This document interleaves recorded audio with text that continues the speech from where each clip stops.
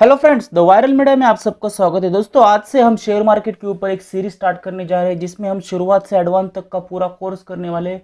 लगभग 70 से 80 वीडियोस आपको शेयर मार्केट के हर एक टॉपिक के ऊपर मिलने वाले हैं। शेयर मार्केट के सारे बेसिक के ऊपर, फंडामेंटल बेसिक के ऊपर, टेक्निकल बेसिक के ऊपर सारी चीज़ें आपको यहाँ पे इस चैनल को देखने को मिलेगी। अगर इस तरीके की वीडियोस आपको अच्छे लगते हैं तो इस चैनल को सब्सक्राइब करना बिल्कुल भी ना भूलेगा।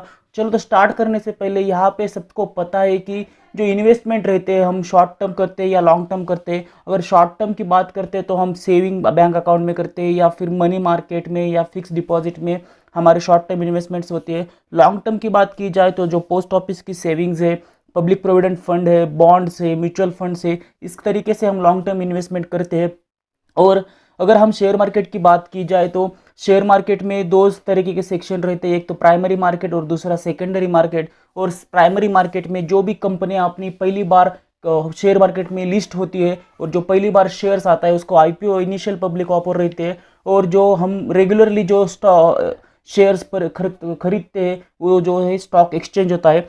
सबसे पहले दिमाग में आता है कि why companies are in launching their IPOs, क्यों उनको जरूरत है कि आईपीओ लॉन्च क्यों करती है, शेयर मार्केट में लिस्ट क्यों होती है। तो हम सबको पता है कि सभी कंपनियों को अपना व्यवसाय चलाने के लिए कुछ अमाउंट की ज़रूरत होती है। और कभी कभी जो भी वो सर्विसेज देते हैं या फिर जो गुड्स बेचते हैं उसके थ्रू जो उनको वर्किंग कैपिटल है वो पूरा नहीं हो पाता, जिसके चलते उनको वो पब्लिक सेक्टर में आते हैं और वहाँ पे शेयर मार्केट में लिस्ट होने के बाद जो आम आदमी है वहाँ पे इन्वेस्ट कर सकता है। और आम आदमी को भी यहाँ पे डिविडेंड के थ्रू फायदा होता है और कंपनी को भी वर्किंग कैपिटल मिल जाता है। तो इसीलिए कंपनी शेयर मार्केट में अपना आईपीओ लॉन्च करती है। उसके बाद बात की जाए यार किसी आम इन्वेस्टर की, तो अगर उसको किसी को अगर शेयर मार्केट में एंट्री करनी है तो इन्वेस्ट करना है तो वो किस तरीके से कर सकता है। तो सबसे पहली इंपॉर्टेंट चीज़ है कि वो किसी एक ब्रोकर के साथ ऑनलाइन डीमैट या ट्रेडिंग अकाउंट खोल सकता है और वो जो खाता खोला है उसके साथ अपना जो बैंक अकाउंट है उसको लिंक कर सकता है। एक बार अगर आपके पास डीमैट और ट्रेडिंग अकाउंट रहेगा तो आप इंडिया के शेयर मार्केट में अपना निवेश कर सकते हैं। सिर्फ एक चीज़ का आपको यहाँ पे ध्यान रखना होगा कि जो स्टॉक एक्सचेंज में एनएससी, बीएसई और जो सेबी है वो किस तरीके से वर्क करता है, थोड़ा उसका आपको जानकारी होना चाहिए। और इसकी सारी जानकारी हम यहाँ पे अगले कुछ आने वाले वीडियोस में लेने वाले हैं। तो हर एक टॉपिक के ऊपर आपको 5-6 मिनट का वीडियो देखने को मिलेगा। उसके साथ साथ जो भी टॉपिक्स के ऊपर आपको न्यूमेरिकल अगर कुछ चीज़ें चाहिए होती है, कुछ कैलकुलेशंस होते उसी तरीके से भी यहाँ पे वीडियोस आपको देखने को मिलेंगे। उसके बाद बात आती है कि अगर आप सबसे पहले जो डीमैट या ट्रेडिंग अकाउंट खोलना चाहते हैं तो आप किसके साथ ओपन कर लें। तो वो ओपन करने के लिए यहाँ पे कुछ नाम दिए हैं जैसे कि Zerodha, Angel Broking, India Infoline, Motilal Oswal, Sharekhan, Upstox, ICICI Direct, Edelweiss, HDFC Securities, 5 paisa और बहुत सारे भी और सारे ब्रोकर है। तो आप इसमें से किसी भी ब्रोकर के साथ जा सकते हैं। लेकिन इसके जाने से पहले आपको कुछ चीज़ें यहाँ पे ध्यान रखनी होगी, जो कि वो जो ब्रोकर आप चूज कर रहे हो उसका ब्रोकरेज कितना है, डिलीवरी में कितना है, इंट्राडे में कितना है, जो सिक्योरिटी ट्रांजैक्शन टैक्स कितना है, जीएसटी कितना है, सेबी चार्जेस कितना है, स्टैम्प ड्यूटी कितना है। तो सारे जो कंपैरिजन है ब्रोकरेज के आप सबसे पहले कर लीजिएगा और उसके बाद आपको डिसाइड करना है कि कौन से ब्रोकर के साथ आपको demat and trading account open करना है। उसके बाद अगर आप फाइनेंशियल इंस्ट्रूमेंट जो है स्टॉक मार्केट में जो ट्रेड होते हैं वो एक तो शेयर्स होते हैं, म्यूचुअल फंड्स होते हैं, बॉन्ड्स होते हैं, डेरिवेटिव्स होते हैं।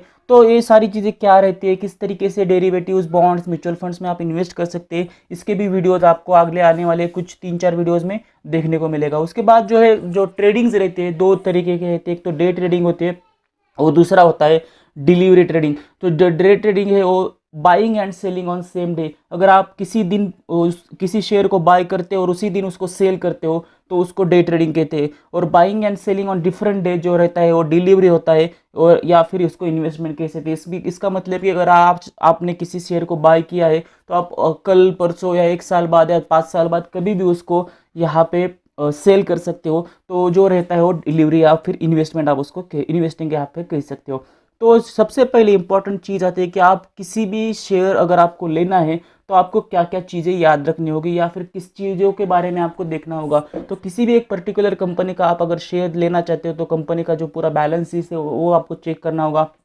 उस कंपनी का ईपीएस क्या है, पी क्या है, बुक वैल्यू क्या है, प्रॉफिटेबिलिटी क्या है, उस कंपनी का बिजनेस किस तरीके से चल रहा है, ये जो सारे फंडामेंटल बेसिक्स है आपको देखने होंगे। और यहाँ पे हम हर एक चीज़ हर एक वीडियोस में आपको कैलकुलेशन के साथ बताएंगे कि किस तरीके से अगर EPS P book value change होता है तो किस तरीके से कंपनी के जो प्रॉफिट है या फिर कंपनी का जो शेयर का प्राइस है उसके ऊपर किस तरीके से आपको बेनिफिट मिल सकता है। और उसके साथ ही टेक्निकल जो बेसिक्स है यानी कि analysing the historical price movement on the chart of identifying pattern in the share prices.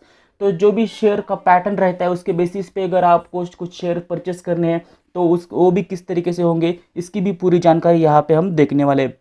उसके बाद जो वह ऊपर के वीडियोस में ऊपर के स्लाइड्स पे मैंने बताया कुछ इंपॉर्टेंट जो रेशियोज थे, जैसे पहला ईपीएस था जिसको जो रहता है pad dividend divided by number of shares, P जो है present share price divided by EPS, और उसके बाद है पी स्लैश बीवी यानी कि present share price divided by book value.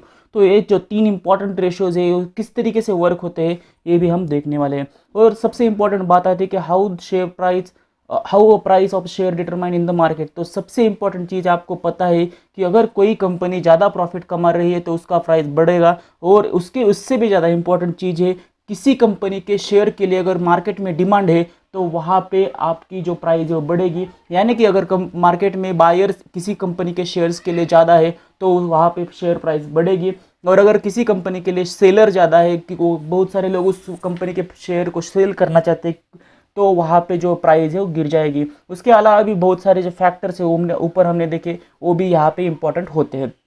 और ये जो है बुल्स एंड बियर मार्केट यानी कि जो अभी एक वेब सीरीज़ लॉन्च हुई थी स्कैम 1992, उसमें आपने देखा होगा कि किस तरीके से बुल्स एंड बियर्स जो है अपने अपने तरीके से पैसे कमाते हैं। तो दोनों तरीके से भी आप पैसे कमा सकते हो, बुल मार्केट में भी कमा सकते हो, बियर मार्केट में भी कमा सकते हो। और बुल मार्केट क्या रहता है, जब भी आपकी इकोनॉमी बढ़ रही है और शेयर के प्राइस बढ़ रहे हो वो बुल मार्केट होता है, और जब भी आपकी इकोनॉमी जो है रिसेशन में जा रही है तो उस समय आपके जो प्राइजेस भी है वो नीचे जा रहे हैं तो वहाँ पे आपको बियर मार्केट है। तो बुल मार्केट में पैसे कमाने के लिए आपको जो भी शेयर्स है वो पहले बाय करके सेल कर सकते हो और आप पैसे कमा सकते हो, और बियर मार्केट में आप पहले शेयर को बेच सकते हो उसके बाद परचेस कर सकते हो। उस तरीके से सेल एंड बाय के थ्रू भी आप उसको बियर मार्केट में पैसे कमा सकते हो। तो किस तरीके से वर्क होता है इसकी भी जानकारी हम यहाँ अगले आने वाले वीडियोज़ में लेने वाले हैं। तो ज़रूर इस चैनल को सब्सक्राइब कीजिएगा ताकि आपको बहुत सारी इंपॉर्टेंट चीज़ें यहाँ पे सीखने को मिल जाए। उसके बाद इंपॉर्टेंट पॉइंट आता है कि टैक्सेस क्या हम जो कमाते हैं शेयर मार्केट के थ्रू उससे आपको कितना टैक्सेस देना होता है। तो यहाँ पे दो तरीके के टैक्स है, एलटीसीजी और एसटीसीजी, यानी कि long term capital gain tax and short term capital gain tax. और आप जो है जितना पैसा का आपका प्रॉफिट होता है उसके ऊपर ही आपका यहाँ पे टैक्स रहता है। यानी कि अगर आपने 1,00,000 इन्वेस्ट किए, अगर आपको 15,000 का प्रॉफिट हो गया तो जो 15,000 रुपीज़ है, 15,000 रुपीज़ है, उसके ऊपर का आपका जो भी परसेंटेज है एलटीसीजी का और एसटीसीजी का यहाँ पे आपको देना होता है। एलटीसीजी जो रहता है, जो अगर आप शेयर को बाय किया, परचेस किया, उसके बाद अगर 1 साल के लिए होल्ड करके रखा और 1 साल के बाद आप उसको सेल कर रहे हो तो उसका जो आपको फाइनली जो प्रॉफिट आएगा उसके ऊपर एलटीसीजी लगेगा। अगर 1 साल से पहले आप उस शेयर को सेल करते हो तो एसटीसीजी लगेगा। तो दोनों का जो अमाउंट है, जो परसेंटेज है वो डिफरेंट है, और किस तरीके से वो कैलकुलेट होता है तो आपको यहाँ पे देखने को मिलेगा। तो इस तरीके की सारी जानकारी अगले आने वाले वीडियोस में आपको मिलेगी। अगर इस तरीके के वीडियो आपको अच्छे लगते तो इस चैनल को ज़रूर सब्सक्राइब कीजिएगा, इस वीडियो को लाइक कीजिएगा और अपने दोस्तों के साथ शेयर कीजिएगा।